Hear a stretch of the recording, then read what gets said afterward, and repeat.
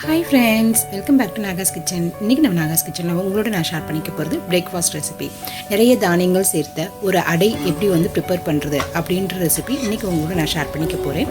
Okay friends, இப்போ தான் நம்ம சேனலை ஃபஸ்ட் டைம் பார்க்குறீங்கன்னா இது வரைக்கும் நம்ம சேனலை சப்ஸ்கிரைப் பண்ணாத வியூவர்ஸ் மற்றும் ஃப்ரெண்ட்ஸ் எல்லாருமே சப்ஸ்கிரைப் பண்ணிக்கோங்க.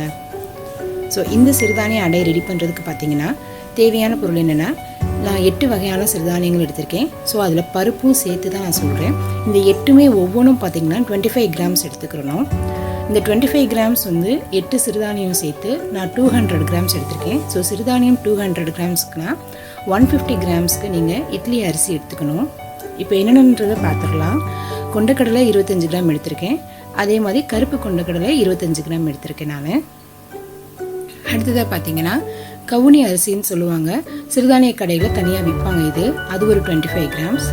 கடலைப்பருப்பு 25 கிராம்ஸ். அடுத்தது பார்த்திங்கன்னா கம்பு நான் எடுத்திருக்கேன், கம்பு 25 கிராம்ஸ். அடுத்தது துவரம் பருப்பு 25 கிராம்ஸ் எடுத்திருக்கேன். ஸோ துவரம் பருப்பும் கடலைப்பருப்பும் நம்ம நார்மல் அடைக்கு போடுற மாதிரி எடுத்திருக்கேன், இதுக்கும் சேர்த்து நான். அடுத்தது பார்த்திங்கன்னா ராகி 25 கிராம்ஸ் எடுத்திருக்கேன்.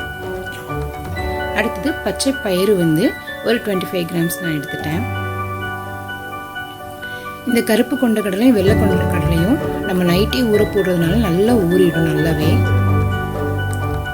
இப்போ இது எல்லாத்தையுமே நான் ஒரு நைட்டு ஒரு 10 மணிக்கு ஊற போட்டு வச்சுட்டு காலையில் தான் நான் ஆட்ட போகிறேன். இப்போ இது எல்லாத்தையுமே ஒவ்வொன்றா ஒரு கிண்ணத்தில் நம்ம சேர்த்துட்டு ஊற போட்டு வச்சிடலாம் நைட்டு. இந்த மாதிரி நீங்கள் நைட்டு ஊற போட்டுட்டு காலையில் மாவு ஆட்டி சாப்பிட்றது ரொம்பவே டேஸ்ட்டாக இருக்கும். ஸோ ஆஃபீஸ் போகிறவங்களுக்கு மறுநாள் மார்னிங் டிஃபனுக்கு என்ன ப்ரிப்பேர் பண்ணுறது அப்படின்ற ஐடியா இல்லை, எதுவும் இல்லை அப்படின்ற டைமில் ஜஸ்ட்டு வந்ததும் நீங்கள் இந்த சிறுதானியம் ப்ளஸ் இட்லி அரிசி ரெண்டையுமே நைட்டு ஊற போட்டுட்டு காலையில் அப்படியே இன்ஸ்டண்ட்டாக நீங்கள் மாவு ஆட்டி உடனே அடை ஊற்றி சாப்பிட்டுட்டு கிளம்பிடலாம். ரொம்பவே ஈஸியான மெத்தட் இது. அதே மாதிரி ஹெல்த் வைஸாகவும் ரொம்ப பெனிஃபிட்டாக இருக்கும் உங்களுக்கு. ஸோ எப்பயுமே மார்னிங்கில் பிரேக்ஃபாஸ்ட்டுக்கு நம்ம சிறுதானியம் எடுத்துக்கிறது ரொம்பவே நல்லது அப்படின்ற சொல்கிறாங்க.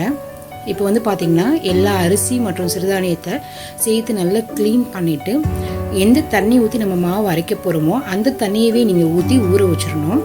காலையில் இதே தண்ணியை தான் நீங்கள் மாவு ஆட்டுறதுக்கும் நம்ம யூஸ் பண்ணிக்கணும். ஏன்னா ஒரு நைட் ஃபுல்லாக அந்த சிறுதானியம் அந்த தண்ணியில் ஊறுறதுனால அந்த தண்ணியிலையும் அதனுடைய சத்துக்கள்லாம் இருக்கும். இப்போ பார்த்திங்கன்னா இதில் 20 வரமிளகாய் எடுத்திருக்கேன். ஒரு ஹாட் வாட்டரில் அந்த 20 வரமிளகாயும் போட்டு நல்லா கிண்டி விட்டுட்டு ஒரு மூடி வச்சு க்ளோஸ் பண்ணி நைட்டு ஃபுல்லாக அப்படியே விட்டுட்டோம்னா அந்த மிளகா பார்த்திங்கன்னா அந்த சூட்லேயே நல்லா வெந்துடும். காலையில் நம்ம மாவுக்கு ஆட்டையில் ரொம்ப நைஸாக அரைஞ்சிரும். இந்த மாதிரி ஒரு மூடி போட்டு அதையும் நைட்டே நீங்கள் ரெடி பண்ணி வச்சுடுங்க. இது இப்போ இந்த மிளகாயும் ஒரு ஓரமாக இருக்கட்டும். அதே மாதிரி நம்ம ஊற வச்ச அரிசி ப்ளஸ் சிறுதானியமும் ஒரு தட்டு போட்டு க்ளோஸ் பண்ணிவிட்டு அதையும் அப்படியே விட்டுடலாம். ஸோ இது ரெண்டுமே நைட்டு ஃபுல்லாக நல்லா ஊறட்டும். காலையில் எடுத்து பார்த்திங்கன்னா அந்த கொண்டக்கடலை பச்சை பயிறு எல்லாம் சூப்பராக ஊறிடுச்சு. அதே மாதிரி அந்த தண்ணியை நல்லா புளிச்சு நொறுன்னு வந்துருச்சு. ஸோ நம்ம நைட்டு தான் மாவை ஆட்டி வைக்கணும் அப்படின்றது கிடையாது. நைட்டு ஊற போட்டுட்டு நீங்கள் காலையில் செஞ்சு சாப்பிட்டிங்கனாலும் ரொம்ப டேஸ்ட்டாக இருக்கும். இந்த மிளகாயும் பார்த்திங்கன்னா நல்லா ஊறிடுச்சு, சூப்பராக அரைஞ்சிரும்.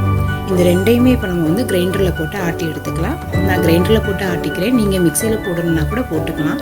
எதில் போட்டாலும் சரி ஃபஸ்ட்டு நீங்கள் மிளகாவத்தில் போட்டு ஆட்டி எடுத்துக்கோங்க. அப்போ தான் மிளகா நல்லா நைஸாக அரைஞ்சிரும். கொஞ்சமாக தண்ணி சேர்த்துட்டு நல்லா நைஸாக ஆட்டி எடுத்துக்கோங்க. மிளகாவத்தில் ஆட்டும் போது நீங்கள் கை போட்டு மிளகாய் எங்கேயாவது மாட்டிருக்குன்ட்டு எடுத்து விடாதீங்க. கையெல்லாம் விரலாம் எரிய ஆரம்பிச்சிடும். ஒரு கரண்டி போட்டு அப்பப்போ இந்த மாதிரி எடுத்து விட்டுக்கோங்க. இப்போ பார்த்திங்கன்னா மிளகா நல்லா அரைஞ்சிருச்சு, வலுவலுன்னு ஆட்டிருச்சு. மிளகா ஆட்டினதுக்கப்புறமா நம்ம ஊற வச்ச அரிசி சிறுதானியம் எல்லாத்தையுமே இதில் சேர்த்துக்கலாம். நம்ம ஆட்டும் போதே அடைக்கு தேவையான உப்பு கொஞ்சோண்டு சேர்த்துக்கிறோம் இதில். அதுக்கப்புறமா பத்தலைனா நீங்கள் ஆட் பண்ணிக்கலாம். இதோட கொஞ்சமாக கல்லுப்பு நான் சேர்த்துருக்கேன். நம்ம ஊற வச்சோம் பார்த்திங்களா அந்த தண்ணி கரெக்டாக 1 டம்ளர் இருந்தது எனக்கு. அந்த தண்ணியவே ஊற்றிடாப்ப அடைக்கு கொஞ்சம் ஊற்றி ஆட்டி எடுத்துட்டேன். அடை பார்த்திங்கன்னா நல்லா கொஞ்சம் பிறுபிறுன்னு இருக்கிற மாதிரி ஆட்டி எடுத்துக்கோங்க அடைக்கு. இது உங்களுக்கு தோசையாக ஊற்றணும் அப்படின்னா நல்லா நைஸாக ஆட்டிக்கோங்க. தோசை வார்த்து எடுத்துக்கலாம் நம்ம. இப்போ நல்லா பிறுபிறுன்னு ஆட்டினதுக்கப்புறமா நான் எடுத்து வச்சுட்டேன். இந்த அடைக்கு மிக்ஸ் பண்ணுறதுக்கு சின்ன வெங்காயம் கட் பண்ணி எடுத்துட்டேன். இதோட முருங்கைக்கீரை போட்டுக்கலாம். முருங்கைக்கீரை சேர்த்து அடை சாப்பிட்டிங்கன்னா ரொம்ப டேஸ்ட்டாக இருக்கும். இதில் நல்லா ஸ்லைஸ் பண்ண தேங்காய் சீல் எடுத்திருக்கேன். இப்போ மாவு நிறைய இருக்குது, அதில் பாதி எடுத்துக்கிறேன்.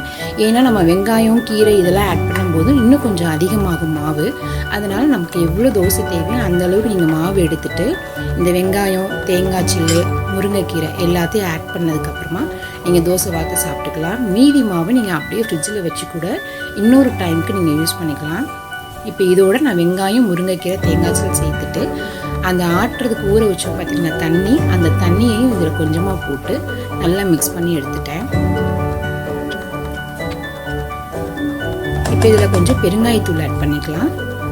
உப்பு பத்தாதனால கொஞ்சம் உப்பு சேர்த்துட்டு மீதி இருந்த தண்ணியையும் ஊற்றி நல்லா கலந்துட்டேன். அவ்வளோதாங்க, அடை தோசை ப்ரிப்பேர் பண்ணுறதுக்கு மாவு ரெடி ஆகிடுச்சு. இப்போ நம்ம தோசைக்கல்ல வறுத்து எடுத்துக்கலாம். ஸோ இந்த அடையோட டேஸ்ட் வந்து பார்த்திங்கன்னா உண்மையிலே ரொம்ப டேஸ்ட்டாக இருந்தது. நீங்கள் கரெக்டாக நீங்கள் ட்ரை பண்ணி பாருங்கள், அதோட டேஸ்ட் உங்களுக்கும் தெரியும்.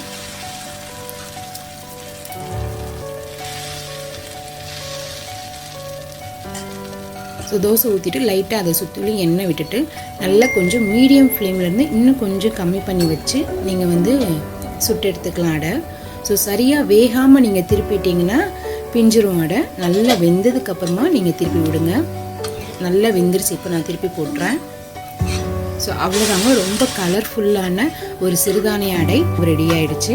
இந்த ரெசிபி இன்னைக்கு உங்களுக்கு பிடிச்சிருக்கும் நான் நினைக்கிறேன். பிடிச்சிருந்தா லைக் பண்ணுங்க, உங்க ஃப்ரெண்ட்ஸோட ஷேர் பண்ணிக்கோங்க, சப்ஸ்கிரைப் பண்ணிக்கோங்க. அப்படியே மறந்துடாம பக்கத்துல இருக்க பெல் பட்டனையும் டச் பண்ணிடுங்க. அப்பதான் நம்ம சேனல்ல போடக்கூடிய எல்லா வீடியோஸும் உங்களுக்கு உடனுக்குடன் அப்டேட்டடா வந்துகிட்டே இருக்கும். தேங்க்யூ.